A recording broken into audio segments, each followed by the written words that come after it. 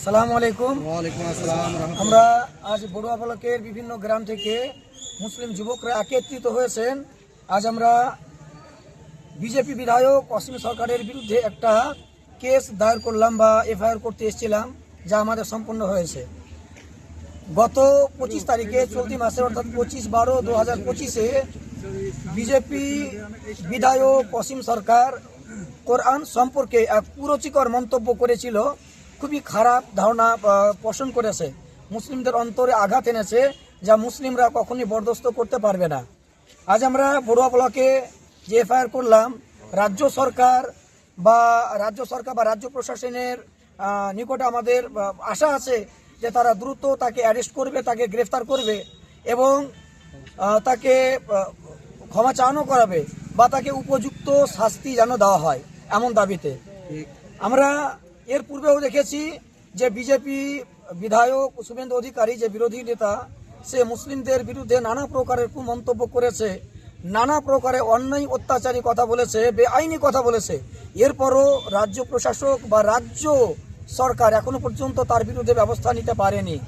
আমার মনে হচ্ছে যে আমাদের রাজ্য সরকার সমেত বিজেপি সরকার এরা ধর্মীয় সমীকরণে রাজনীতি করতে চাইছে, যা আমাদের ভারত বা আমাদের পশ্চিমবাংলার জন্য এটা প্রয়োজ্য নয়। আমরা বাংলাভাষী, বাংলার মানুষ কখনো এটা মেনে নিতে পারবো না, তাতে যে সরকারই হোক না কেন, মমতা সরকার হোক কিংবা মোদী সরকার।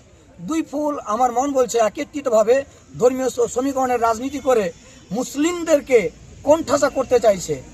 তাছাড়া আমি আরেকটা বার্তা দিতে চাই, কয়েক মাস পূর্বে মুসলিমরা যখন ওয়াকফ বিল নিয়ে আন্দোলন করার জন্য একের পর এক মুসলিমরা বেরিয়ে এসেছিল, তখন মমতা সরকার স্টেজের পর স্টেজে এক এক জায়গাতে এক এক রকম মন্তব্য পোষণ করেছেন এবং আমাদের মাননীয় মুখ্যমন্ত্রী তিনি বলেছিলেন যে আন্দোলন এখানে নয়, দিল্লিতে যাও। আজ বাংলাদেশে কে কাকে মেরেছে তার বিরুদ্ধে কলকাতাতে আন্দোলন করা হচ্ছে, কিন্তু আমাদের মুখ্যমন্ত্রী মাননীয়া এখনো পর্যন্ত মুখ খুলেননি, বা শুভেন্দু অধিকারী যে আন্দোলন করেছে বাংলাদেশের পক্ষে, তাকে এখনো পর্যন্ত বলতে পারেননি যে আন্দোলনটা বাংলাদেশে হোক।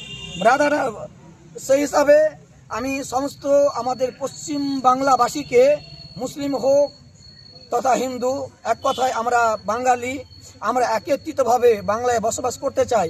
আমরা ধর্মীয় সমীকরণের রাজনীতির শিকার হতে চাই না।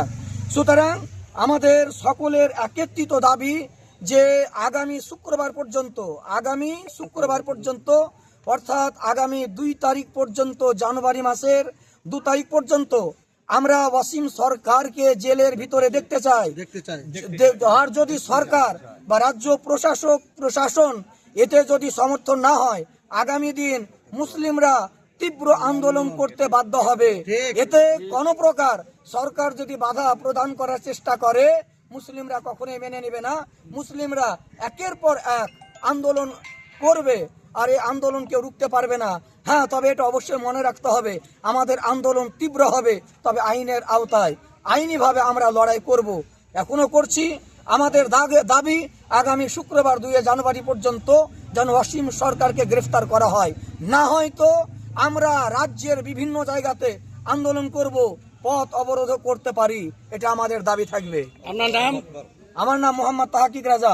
আমি গ্রাম তালিকার ইমাম সাহেব এবং পুরো এলাকাতে যে আমাদের আঞ্জুমান রাজা মুস্তাফা এক সংগঠন আছে এবং ইমাম মুয়াজ্জিন সংগঠন, তার সঙ্গে আমাদের জমিয়াতে ওলামায়ে হিন্দ যে সংগঠন আছে, সমস্ত সংগঠনের সদস্যরা আজ একত্রিতভাবে এই এফআইআর করতে এসছেন, এফআইআর জমা করতে এসছেন, কেস দায়ের করা হয়েছে।